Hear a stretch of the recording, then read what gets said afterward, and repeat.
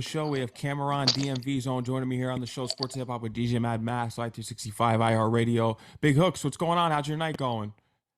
I'm good, sir. How you doing? Good I'm to doing pretty well. thank. I've seen that you've been doing a lot of press lately, so I want to get right into what you're rolling out because I know you're working on a lot.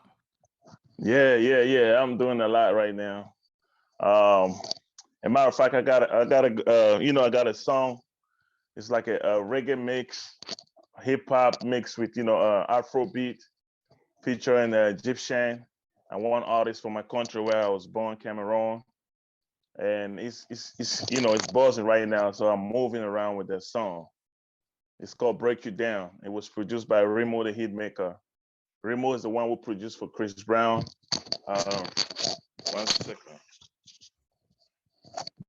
The one who produced for Chris Brown and French Montana. And the song is called Break You Down. It's buzzing right now. You can find it everywhere on all DSP, and the video is also out on Is this the YouTube single, the and lead up everywhere. to the album? Yeah, I got an album. The album is out as well, but this is the main single that most DJs are gravitated to it, and it's just an honor and blessed that people loving this record. Now, have you had the chance to go back to Cameroon since being in the States? Because I know you relocated to Germany, then you came out to the DMV. You've also done things in Miami that I was reading about. Have you had the chance to go back to Cameroon? Oh yeah, I was in Cameroon. I went to Cameroon in December last year, 2000. Yeah, the end of last year, 2021. I was there, and then I went to Africa because I had a tour.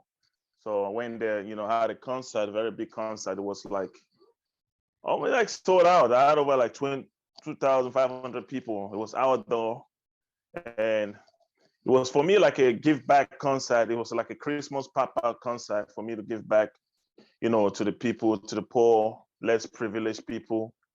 Like all the profit, I give it back to orphanage, I give it back to schools, just to touch on less privileged people and empower young people, the youth as well.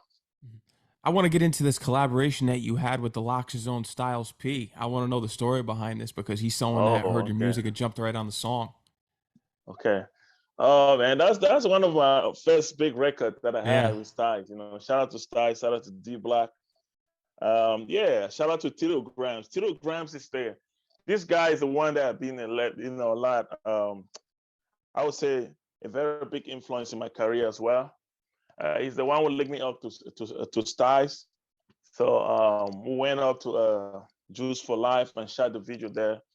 No, I had the beat and sent it to Styles. Styles sent me his part like 2 days after, and then we went to Juice for Life and link up with Styles. It was dope, man. That's a good dude. Shout out to Styles, man. Styles P. Have you been in touch with him recently about doing a follow-up, another collaboration, perhaps? Not yet. But I'm looking forward to that. Maybe touch one of them, New York guys, because I'm always in New York, so it might be coming soon. That's right. You relocated to Germany. You lived there. You went to school there. You know how to speak many languages between English, Germany. Yes. I read all about your history. How Oh difficult is wow. it coming up from living in Germany in the music scene compared to the United States? What are the major differences that you've noticed? Oh, that's a good question, man. No one ever asked me that, but I think it's pretty much difficult when you're in Germany trying to do like English hip hop, try to live in there because they respect American hip hop, like hip hop coming from the state. It's challenging because now they have good rappers that raps in Germany and do songs in Germany. So me being there, I was kind of limited. I couldn't really expand my fan base and get other listeners. And I was coming back to the state with some artists because back then I was basically more managing artists. So I was coming back here and then going back there. So I wasn't getting a lot of traction, a lot of motion with the music. So I felt like when I came to the US, then I started seeing more motion, more traction. So that's one of the challenges that I had there. But right now it's growing big. Then taking it from here back to Germany where I grew up, they're receiving that very good. Sometimes you have to leave your area. You have That's to go right. out of your comfort zone for people to get to know you even. So I was doing event back in Germany doing hustle, everything. Like I will have, a couple times 50 Cent. I was still young. I opened up for 50 Cent, Eminem back then in my home city, Hamburg. That's where I grew up. So they kind of knew me there, but the support was less. The fan base was growing, but it was slow. So when I moved to the US, and then people started looking, oh man, he's doing good in the States. So my fan base in Germany started growing bigger and bigger. And then I went one time when I went to Cologne to perform. It was dope. It was so loud in the club. So um, This 50 the Cent hip hop Eminem hip concert that you opened up yeah. for, was this right around as soon as 50 Cent got signed? What was the time frame with this, if you can recall? Oh man, that was like early 2000, like 2005, six, Yeah, so that's right 2006. around the Yeah, massacre I and was still yeah. young. Yeah, I was really young then. It was dope, man. But the hip hop is, in Europe, they support hip hop. A lot of artists, even older artists, yeah, still making the money out there performing because they really do love American hip hop. And yeah, it's a good place to go. Go showcase your music. People you well received, and they do party hard. Like even an open air concert, they were the old school underground hip hop. They really supported back in Germany. I know that Europe and overseas has a huge hip hop following, especially from the 90s and early 2000s. Did Eminem and 50 Yeah. Cent speak with you after opening up for them at all? Give you some advice? Yeah, yeah. Back then, I think 50 Cent can't even remember, man. I had a chat with them. They see a black man. They're like, "Oh, what are you doing here?" I was like, "Man, what are you doing here? You come here." you know, Even Outcast back then. Outcast, I did open one for them. Uh, That's big. I met the game that was in Cologne. Yeah, a couple of them. The exhibit, that was the one that I really had a lot of conversation. I opened up for exhibit with one of my artists, K4 back then. Exhibit, I had a long conversation with him. He really loved our show because we were the one opening up for him right before he got on stage So back you had to then. set the motion right there. You had to set the theme and get everyone all rocked out for and ready. Right. Yeah, uh, yeah. I do speak perfect German, like you asked. Went to school, and yeah, in between me going to school, hustling, doing events, and I had to survive, man. It's not an easy task, growing up there. Biomedicine, I heard that you do some things with pharmaceutical companies on the side. Right. That's one of my main hustle, man. Man, you did your research. I'm happy. I usually don't talk about that in an interview, but yeah, that's one of my main hustle. I just take like contract. You have to get some money to fund your career, your music career. It's not easy. You need to invest. So yeah, and I try to stay legal. I don't try to go any route where I get into trouble. So I'm happy that I had to educate myself and learn the business, so I can market myself, and it's working. I Mhm. would tell every artist, try to educate, learn the business of music because you have to treat yourself as a business, you know. Exactly. What were some of the most important things? Because coming up in Germany, you were in a group originally, and then you started managing artists, especially when you came out to the States. So, what were some of the Right. things that you had to master as an artist first to become a manager in this business, to take artists to the next level in their careers and not make the same mistakes that you may have made or people in your group may have made? Oh yeah, there's a lot that I learned. You have to be patient and you have to be focused. Again, one thing, you have to plan. Always, you have to plan accordingly. Let's say plan, take action, execute. So me managing my artists and being an artist as well, I learned from that. Made a lot of mistakes, but I had a lot of challenging as well. I say if you don't challenge you, it won't change you. No. So I would tell every aspiring artist, you got to plan accordingly, take action, then invest in yourself, and be consistent with what you're doing.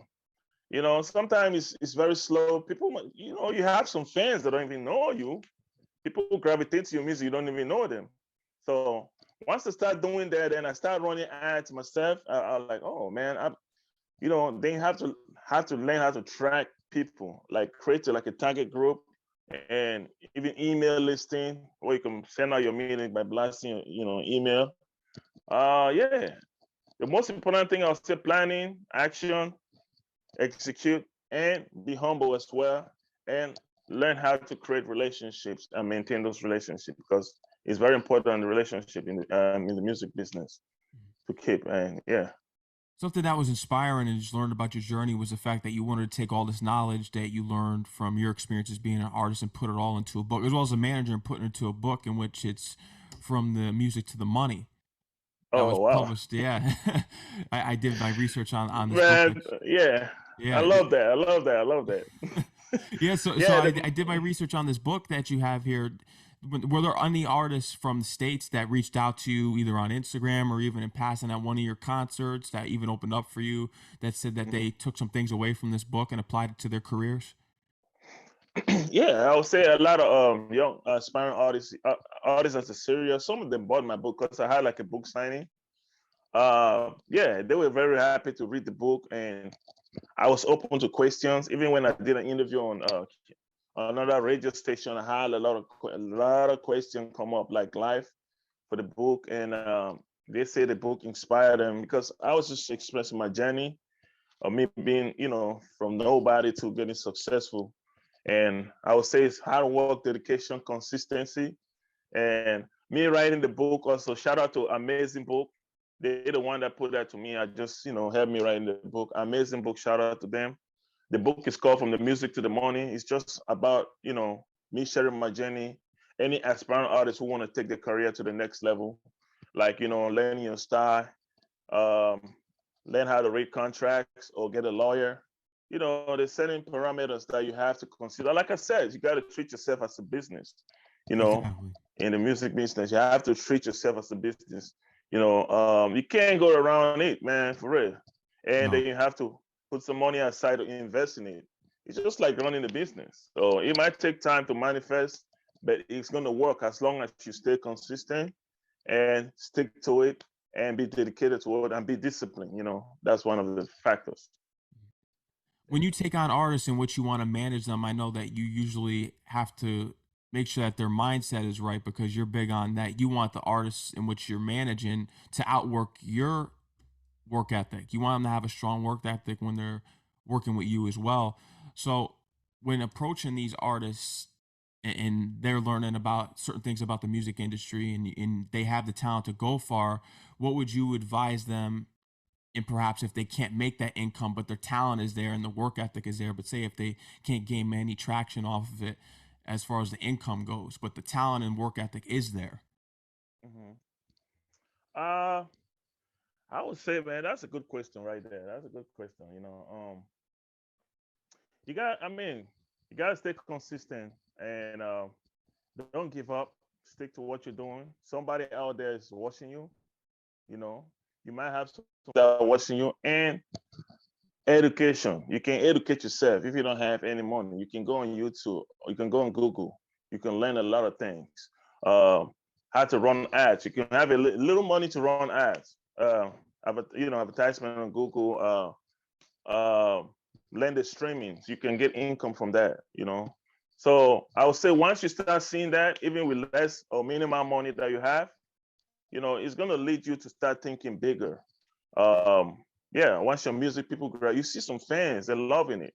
Because that's the biggest part for artists. You want to see people loving, you want to see people you can perform somewhere and stuff like that. So I would say with less money, it's hard, but it's hard, but I think you have to just stay educating yourself how you can, turn around, make it a business, and don't give up and try to track who's watching and who's looking to your music or listening to your music.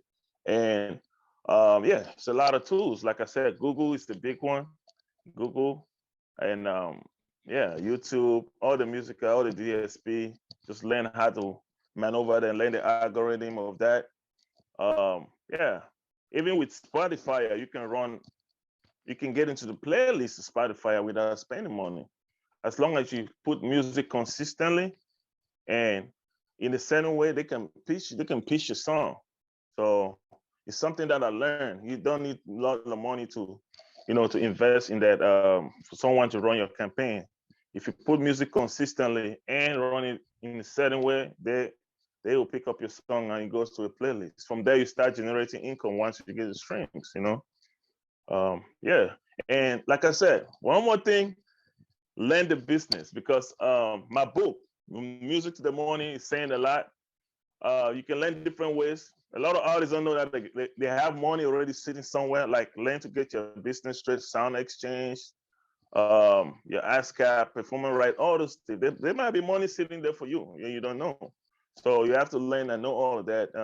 Yeah, that's all I would say. When That was a traveling good question. around, how did you how were you able to establish your official sound? Because I know you experimented with Afro beats. People are so used to being a trap artist back from where you were from. So you had to keep moving around and trying to configure to the different sounds that were out there. So in the end, what would you classify yourself as under hip hop? What would you say is the Big Hook sound? Big Hook sound is more of an Afro beat and hip hop right now. It's a mixture of both Afro beat and hip hop. That's a lane that I kind of, because I did my validation on that. I put out music and I saw that most of my fans, they gravitated to that more. I lost a lot of fans for me transiting from hip hop straps to going to Afrobeat, but I had to do it because I had to tap my background. I'm an African. So once I did that, a lot of people wasn't understanding. So again, I took it gradually, sending out music and getting reaction and asking questions from fans that I feel like my core fans. Asking how they feel about it. Some people walk away. Some people didn't understand because of my old trap music I was doing. Like I had a song with Kevin Gates that got me a lot of fans. So once I started doing Afrobeat, they got confused. So I would say it's good to reinvent yourself, but you have to go gradually. You have to like learn the marketplace, study how your fans behave. You got to do a lot of psychology, learn how to behave towards your, new sound and all that, and take it slowly. Maybe you want to do like target group. That's what I was doing. Target group. I was sending out my song before I put them out and see the reaction. I get our feedback and I take all that feedback and just sit down and see how I want to put the music. So once I start putting the music consistently out, then I see people picking up, my old fans still coming back, and I'm getting feedback from them. Yeah, man, we love you there. That sound more original. That sound more authentic. I say, yeah. So that way, I just like, you know what? I'm a, be my own that I want from hip hop and Afrobeat mixture, both, and it's really working for me well. You know. Yeah, and I'm happy that it is, and you could just see, especially with the most recent album as well, with Visionary, No Days Off. I want to get into this track "Haters" that you made a little Oh while wow. ago because you've spoken about it before. That in order to have haters in this business, it's what takes your career to the next level, and it proves that you'll have success in this industry when Right. you have haters. You're not, you don't have if you don't have haters, you're not doing something right. I want to bring Correct. it to the PnB Rock situation. What are your thoughts on that? And have you experienced more hate being in the United States or being back home, either at Cameroon or living in Germany? Where has it been most notable for you? Oh man, I've experienced hate all over the world. Like where I live in Germany, I've experienced hate here as well. Yeah, it started going more, and it's the hate is like more when you're getting successful, when you're doing something right. And I believe most of my biggest success has been me living here in the state. So it has been more, and I was paying attention. One time I made a mistake. I almost got into the same situation. Like rest in peace, PnB. Man, I love him, man, because one of my artists I work with, they went on tour. I think like 3 years ago. Shout out to Wow. Naku. The artist that I work with right now, man. When I saw that stuff, it was like sad, man. So sad. Like I said, I almost ran into the same situation. I was in the studio, I went live. I went live on my phone, I was recording a song, when you're feeling that vibe. So I went live. So some people pull up on me. I don't want to say the name. It was hated because I stopped working with some of the guys Mhm. where I live in DC area. They pull up and they saw that I was in the studio. Luckily, they came. One of them was like a little calm. The other one was really hating on me because say I don't mess with him no more. So I was like, yo, man, I just came like I don't know. You just pull up on me like that. So it would have gotten. We almost fought. We almost because he was mad for nothing. I don't know why. Just said I don't mess with them no more. So that's one of the situations. Like, yo, be careful. Even people around you that you have, make sure they don't put location or any of your move once you start seeing some kind of buzzing or success. Because not everybody love you. Not everybody likes what you're doing. And that's when you find that you're doing something right. When you're getting those hate from people, you're doing the right thing. They're the one hating you. Good. You're walking and you're walking up with to your goals. you know. So yeah, that's one of the experience that I made, and yeah, that was sad, man, Yeah. when I saw that online 2 days ago. Shout out to Insane. PnB and rest in peace, brother. Yeah. And it's been a trend here for a while now, especially with Pop Smoke, Pop Nipsey Smoke too. Yeah. Hussle. There's been so Right. many cases where it's all been in the root of having haters and jealousy, and Right.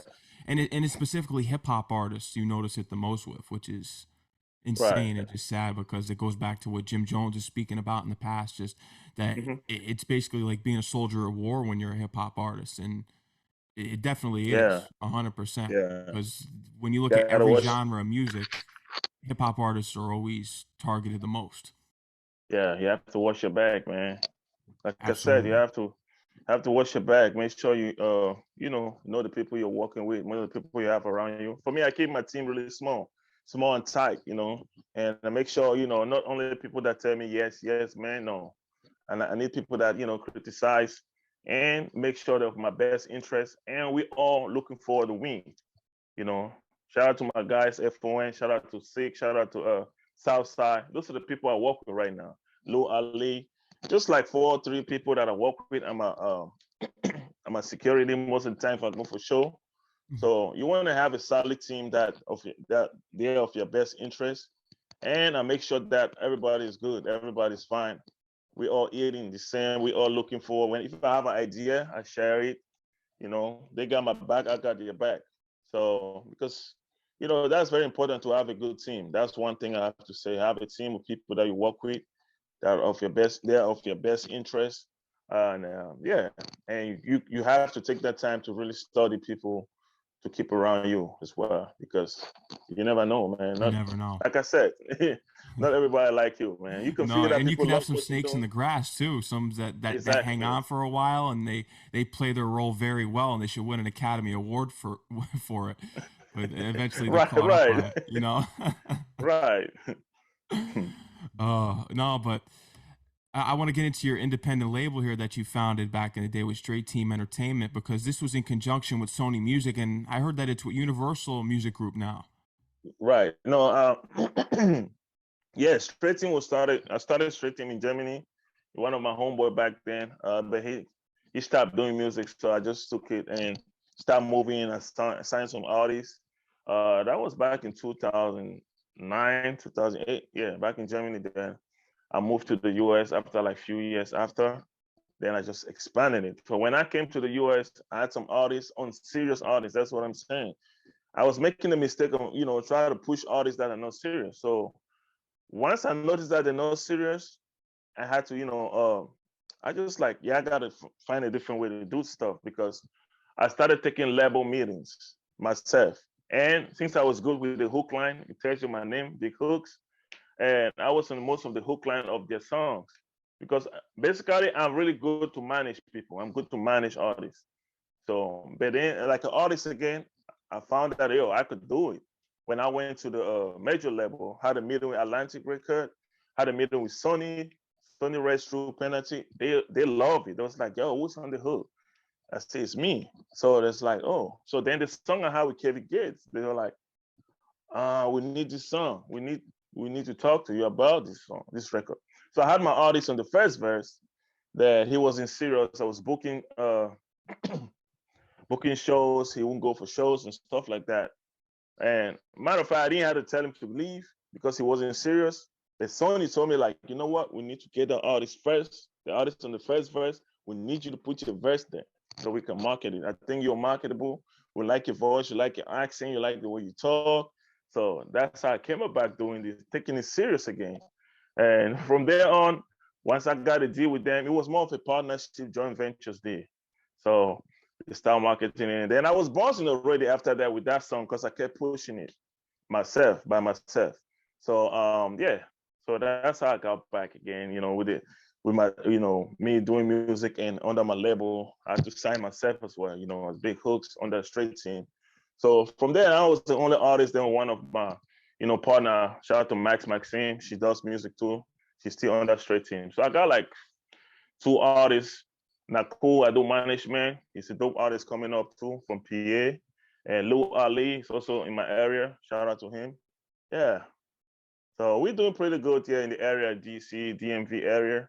I always do shows. I make sure I invite all our local artists to perform just to keep them going, the buzzing. And I don't charge nobody to perform. I try to get artists to get exposure through my fan base. And all they need, they have to just prepare and come and bring their people to support them, plus my own fan. So that way we all growing and they're getting heard and exposed, as well. That's major, and salute to you for doing that because everyone, it's so monetary gain right now. Everyone's just, oh, how much money can you give me to come open up for me or to even do just one performance at my show? But shout out to you for bringing out the local artists and putting them on because a lot of times they may have trouble breaking through, especially now in social media age where everyone's a hip hop Right, artist, everyone's a celebrity. So it goes to show you that the real ones can still get on, and you recognize that, especially when it comes with their mindset of having a strong work ethic. right. Yeah, work ethic is about everything, for me. Any artist that I work, I have to check their work ethic. And yeah, so most of the artists that I bring to my show to perform, they're really great too. And I see them pushing it. They don't have the opportunity to you know, have the exposure. So I try to get them to buy my book, or some of them I do like a raffle ticket. You can win my book and stuff like that. And I talk free game. I can give you like, okay, this is how my journey was. I can advise. I do advice with them. Some of them I go to the studio. Like some artists around in DC area, my area, I go to the studio and sit there and just do like, oh no, listen to the music and give my feedback and constructive feedback to the music. Just like that. Big Hook, is there anything else you want to let the audience know that we didn't cover here today? Anything else that you have upcoming to promote? Anything, man?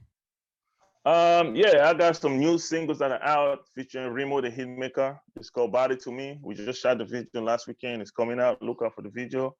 Shout out to all my artists. Shout out to all aspiring artists, all serious artists working hard. Don't give up. Stick to your dreams. Stick to your craft. Stay improving yourself. You don't need to prove yourself. You have to just stay improving yourself because that's consistency is the key. Even though you don't have some money right now to invest, but just keep making good music and look for opportunities to put out music consistently. If you go to any level, they will tell you that put out music consistently. So just stay working hard. That's all I got to say. And you can follow me everywhere. BigHookz on all social media platforms, Instagram, Facebook, Twitter, everywhere. Just Google me. Yep. And you can follow you there at Big Hookz, Instagram, Twitter, every social media platform, like you just mentioned. Shout out to El Nice for connecting us. And anytime that you need Hey, any promo, man, you're always welcome on the shout, show. thank you, brother. Thank you, Max. Thank you, DJ Mad Max. Thank you. Shout out to Ed Nice. Man, that's my boy, man. I love Yeah, him. he's one of Yeah. the realest in the industry for Yeah, sure. There's that's a real dude right there. he is Yeah. he's one of the few real ones I've come across. That 100% definitely puts it on Yeah. for a lot of artists in the game. And shout out to you and 100. everything that you're doing, man. Congratulations on everything. I'm looking forward to everything that you have on the way. Thank you, sir. Thank you so much for having me. Of It's my course, man. pleasure. Anytime. Salute. Yeah. Enjoy the rest of your Salam. night and stay safe. All right. Thank you, brother. Take Yeah. care. Peace All out, right. man.